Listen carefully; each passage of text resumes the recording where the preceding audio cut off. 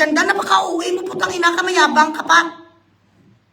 Ikaw lang ang tanging pag-asa ng Pilipinas. Alam nyo, ang swerte-swerte niya.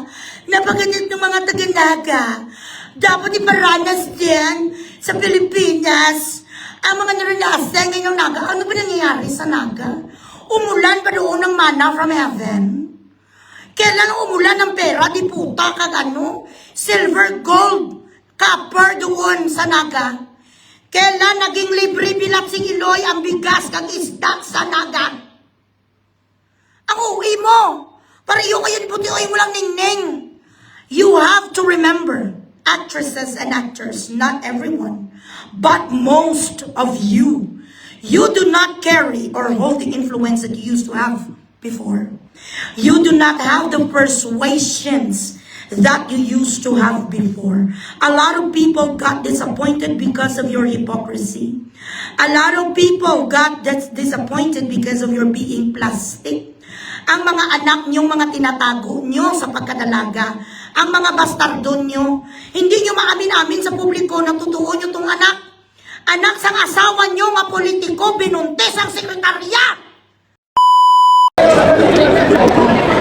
Shout out sa Reaction Vlog YouTube channel. Please like and subscribe. Mabuhay kayo.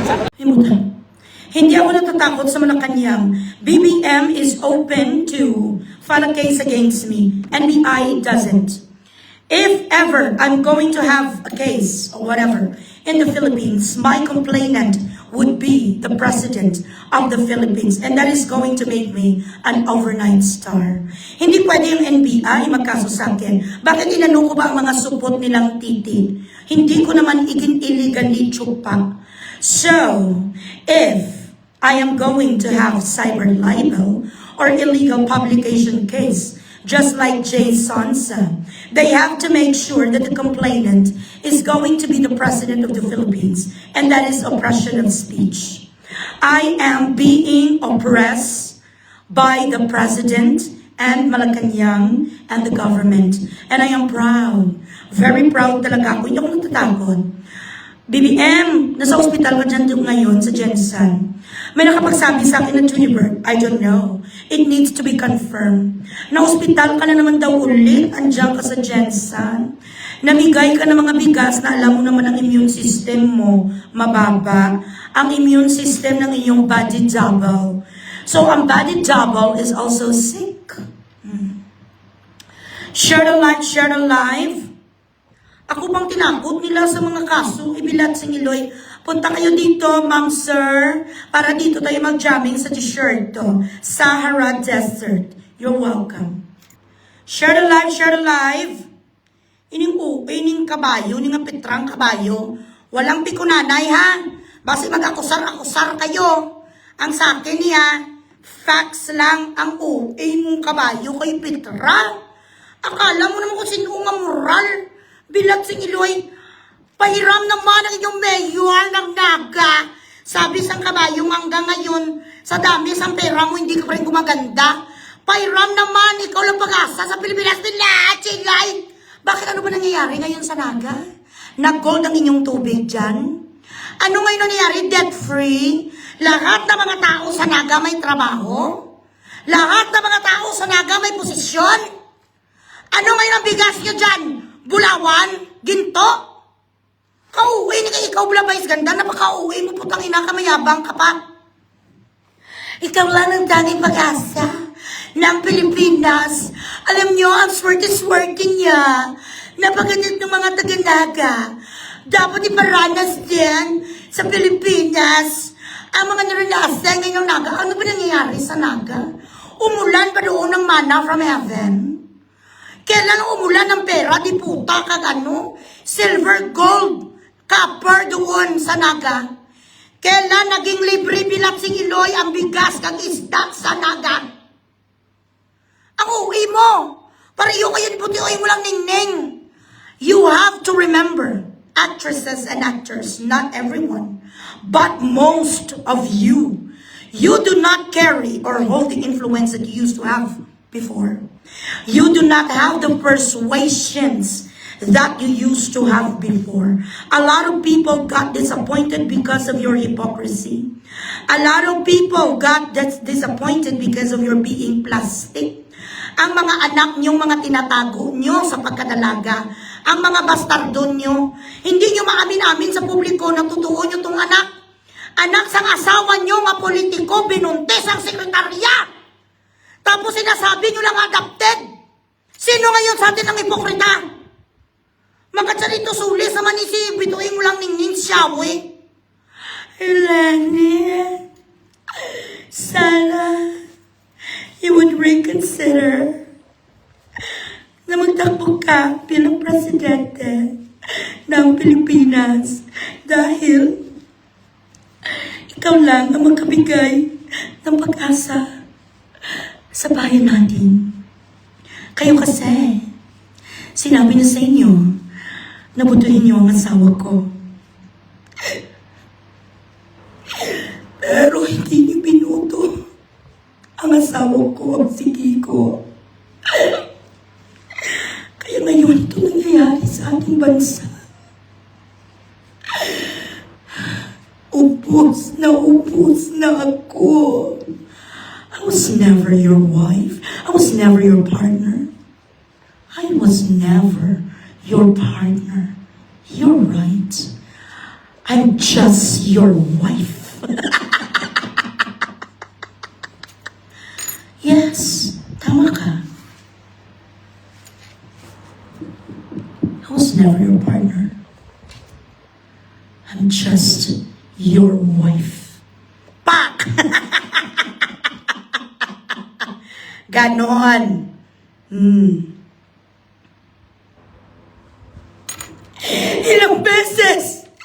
Ilang beses akong naghintay. Army, ano ba kala ni Gabi Concepcion sa dapat kapag malin? Wait. Let me just, nakalimutan ko pa ka ni Gabi. One moment. Alicia, this is for you. Hold on. Idol na idol talaga kita. Pero ngayon, ang OA mo na. Desperada ka na magtakbo ulit ang asawa mo. Your husband does not have the charm that could persuade people. Hindi siya pangmasa. You could not relate even yourself. Hindi ibig sabihin na nagpinukula ka na pasan kong daigdig. Makarelate ka na sa kabigaduhon ng mga tao sa pagiging purita. No, you wouldn't be able to. Magaling ka lang umarte ka magkanta shawi, pero hindi pangmasa ang puso nyo. Dahil kung totoong pangmasa ang mga puso nyo, dapat walang nagugutom sa Pilipinas. Kung kapit-bisig kayo ng mga mayayaman ng artista buwan-buwan, magbigay kayo sa mga imol. Hindi naman kayo nabibigay. Iyop. Sandali, walang pikunan ha. Ano lang tayo? Lito. Lito. Lito. Lito. Lito. Anong ginawa nila sa'yo, Lito? Hindi masama ang asawa ko. Mami, Daddy, tulungan niyo po si Lito makalabas ng kulungan. Daddy, nagmamakaawa po ako sa iyo, Daddy. Para na lang po sa magiging anak niyo, magiging apo niyo, Daddy. Lito! Lito! Ayaw ko mapalayo sa iyo, Lito! Ilang beses mo kong sinaktan. Paulit-ulit. Ang dinurog ang puso ko, Lito. Nabuntis mo lang ako! Pero hindi mo ako minahal. Kaya itong tanong ko ngayon sa iyo, Lito. Dapat ka pang mahalin. Charing. Ay, memorize ko yan Lahat na dialogue. Ganyan kita kamahal, madam. Simulang ipinanganak ako sa mundo, nagapanood ako PS I Love You. Nanonood na ko ng lahat mong pelikula. Bukas luluhod ang mga unano. Huwag ka mag-aalala, inay. Okay, take 2. Huwag kang mag-alala, inay. Pinapangako ko Bukas, luluhod ang mga tala. Huwag kang ano. Memorize ko yan. I am such a Sharonian. Sharon, gid ko, kunti nga lang ko kay Vilma eh. Pero sa ngayon, sa pinapakita mo, ma'am, doon nawawalan ako ng gana sa iyo, ma'am. Alam mo naman hanggang senador lang ang asawa mo. Huwag ka na mag-dreaming nga mag-vice presidente. Hindi ka siya marunong kumain with his fingers. You are an elite, family. Tapos ngayon, dalhin mo, insultuhon mo kami. Insultuhon mo ang bawat Pilipino, kina-insulto nyo in a very subtle way. Si VP Sara na, si Lenny lang ang makabigay ng pag-asa sa Pilipinas. Black Pinoy! Bakit sila hindi makabigay ng pag-asa sa Pilipinas? Was she able to govern a city, a province? Naging gobernador siya? She was a vice president first off, and a vice president doesn't govern anything. All they do is philanthropic things. Yung magbunta sa Clearhaven Cutting, magbunta sa mga tutulungan nila, magpatayo sila sa mga kung ano-ano mga stores, magtulong sa mga imol, poor people. They have nothing to govern. Ang kanilang obligasyon, antayin, mamatay, matayse, makulong, ma-impeach, mag-resign ang presidente. Ano ang alam ni Nini sa governance? Sana naman, naisip mo, President Lenny, ang aming nararamdaman. Kaming mga Pilipino, nakasalalay sa inyo, ang aming pag-asa.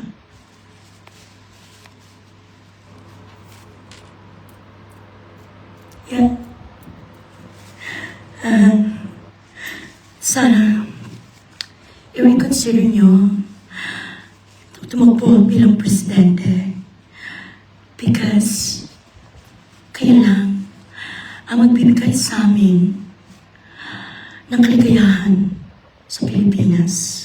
At kunin nyo ang aking asawa ulit na si Kiko. Walang mabuto kay Kiko, Sharon. Ilalampaso siya ni Basti.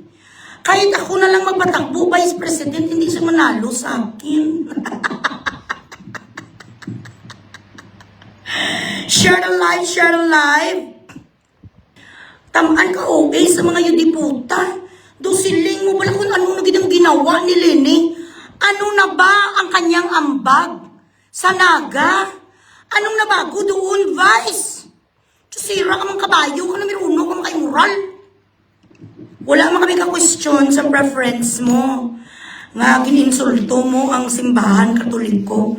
Nagpakasal-kasal kayo sa gold digger mong asawa. Sa mata sang Diyos, na totoong Diyos talaga sa langit, hindi ka mo kasal. Pero okay lang yan, kasi yan ang inyong gusto. Pero huwag ka masyadong tandaan nyo, you do not have any influence anymore. You do not persuade people anymore. You do not hold that power any longer. Dahil sa mga kaipokritahan nyo, tinatago nyo ang inyong pagbubuntis, nagbubugawan kayo. Ang mga bagong starlet, binubugang nyo. Gapakuno-kuno kayo, mga malilinis kayo, mga moral. Bilansing Iloy, marami palang mga kirida. Tingnan nyo si Bong Revilla. Akala mo kung sino nga santa, santita, ang asawa nga si Lani Mercado. Ginakondone mo ang ginagawa sa asawang pambababae.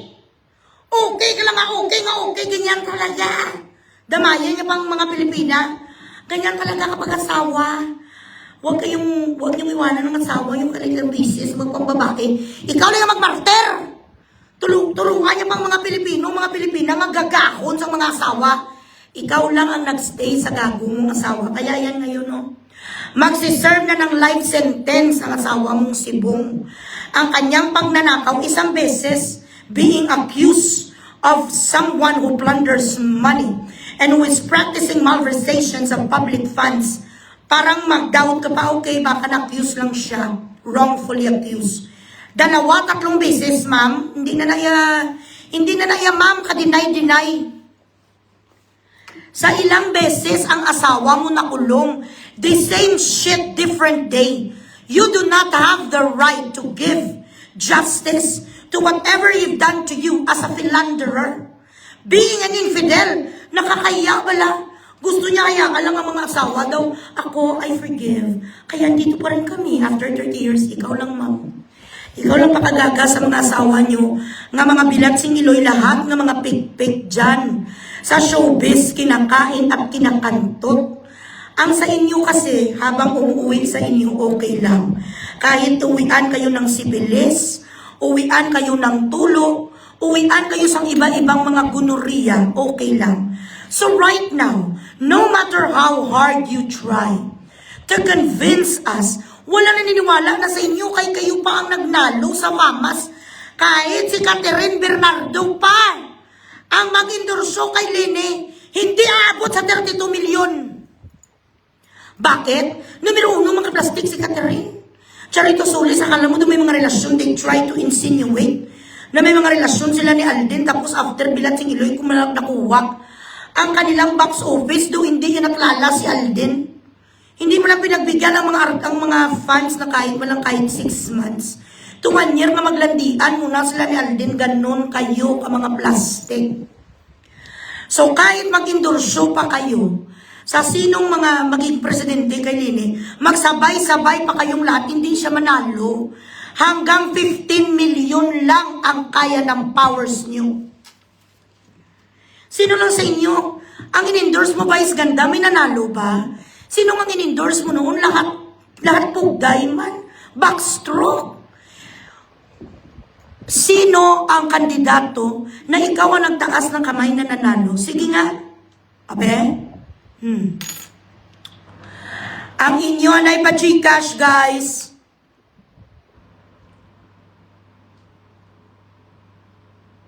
Butsi mo yun. Nanguli. Kailan ako hindi nag-post? Kailan ako hindi nag-live? Tanga lang ang naniniwala. Nanguli ng ano? Paano kumuli? NBI has no power here. Philippines has no jurisdiction here. Before they could even touch the tip of my hair, kailangan nilang pumasok sa buhos ang karayom. My sponsor is an ex-judge. Ang aking baba dito ay ex-judge na ngayon ay isang authority.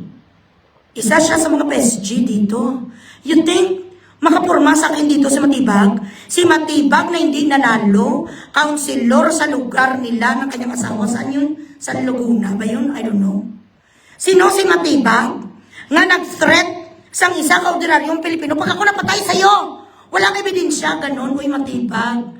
Ang asawa mo may dapat i-explain 1 billion pesos sa ilang projects dyan sa distrito nyo na hindi tapos. Anong pinagyayabang mo? Ha? Gabamot ka kay BBM? Yuta! Mapusta ko Matibag, hindi matapos ang taong ito. Backstroke ka. BBM, next time, if you wanna hire somebody, do not hire someone like you. Yung mga mayabang, mga mahilig sa mga iligal, you should hire somebody na mapabango ang pangalan mo. Hindi katulad kay Matibag ang mayabang, tapos bubo pa. Mang-threat na lang sa mga taong bilatsing iloy, ginawa pa sa telepono, ni-record pa siya. Tapos doon, no, may mga babae na nag-message sa akin, Loy, kirida ako noon ni Matibag, yun di puta. Loy, may anak sa akin si Matibag, 2. Dito ko nang tatago sa Palawan, Bowser. Huwag ka magmalinis-malinis. Bilatsing lang hanggang ngayon, huwag sa pina ko naibigay. Ibigay mo sa akin, Matibag. Ang press release mo nga sa pina ko. Why ba ko gani sa pina? Di puta, may criminal case na ko file. First, Mr. President, happy birthday to you. Happy birthday, Mr. President. Happy birthday to you. Paano ko madakip bilatsing iloy? Wala gani sa pinakalalulo, pumunta ang abogado ko. Ako pa nagsulat sa kanila. Where is the sapina? Nag-demand letter pa kami ng attorney kay Sir Cordero.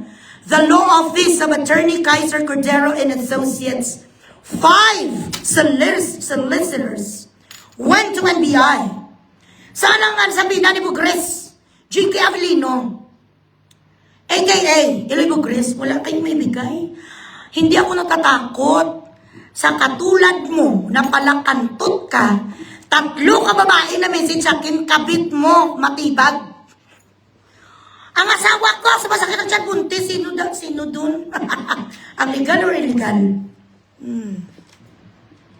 Share the live, guys. Ang pa-stars yung Gcash.